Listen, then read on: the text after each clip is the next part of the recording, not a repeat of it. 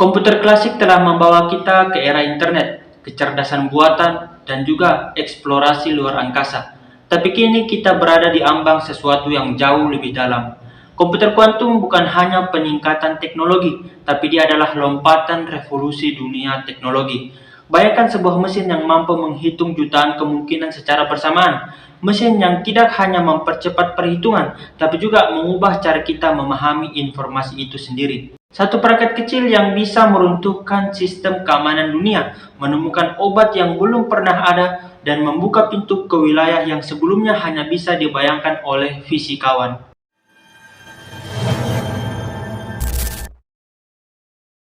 Komputer yang kita pakai sehari-hari dari smartphone sampai superkomputer, semuanya bekerja dengan prinsip yang sama, yaitu menggunakan bit.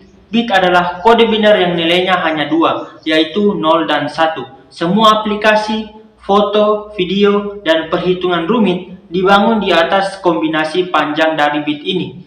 Tapi komputer kuantum tidak mengikuti aturan itu. Komputer kuantum bekerja dengan unit yang disebut dengan qubit. Qubit tidak hanya bisa berada dalam keadaan 0 dan 1, tapi juga berada di 0 dan 1 di waktu yang sama sekaligus. Ini bisa terjadi berkat prinsip fisika kuantum yang disebut dengan superposisi.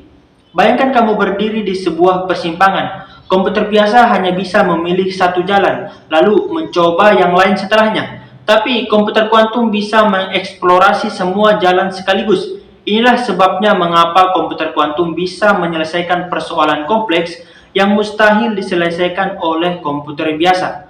Tapi bukan cuma itu, ada juga konsep entanglement, sebuah fenomena kuantum di mana dua qubit bisa saling terhubung secara instan, tidak peduli seberapa jauh jaraknya. Perubahan pada suatu qubit langsung memengaruhi qubit yang lain. Gabungan superposisi dan entanglement ini menciptakan kekuatan komputasi yang tidak pernah dimiliki manusia sebelumnya.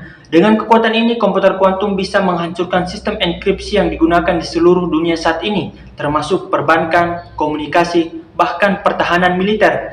Ini bukan sekedar potensi, tapi juga sebuah ancaman. Sistem keamanan yang saat ini kita anggap aman bisa menjadi rapuh dalam semalam hanya karena satu alat berhasil digunakan secara efisien.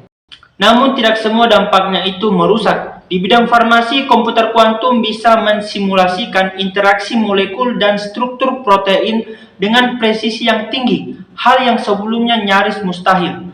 Obat-obatan baru juga bisa ditemukan dalam hitungan minggu, bukan lagi dekade. Kalau dalam dunia kecerdasan buatan, pelatihan model yang biasanya memakan waktu dan energi besar bisa dipercepat secara drastis.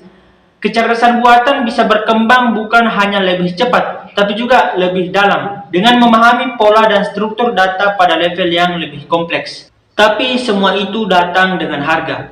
Qubit sangatlah sensitif. Suhu, getaran, dan medan magnet sekecil apapun bisa merusak proses perhitungannya. Karena itu komputer kuantum harus dijaga dalam kondisi yang ekstrim, seperti suhu hampir nol mutlak, ruangan hampa, dan lingkungan terkontrol penuh. Biayanya pun sangat mahal. Teknologinya juga belum stabil dan penggunaannya masih terbatas dalam institusi besar. Namun arah perkembangannya itu jelas. Perusahaan seperti IBM, Google, Microsoft telah menunjukkan prototipe awal. Google bahkan pernah mengklaim supremasi kuantum ketika komputer mereka menyelesaikan perhitungan dalam waktu 200 detik, sesuatu yang diperkirakan akan memakan waktu 10.000 tahun di komputer biasa.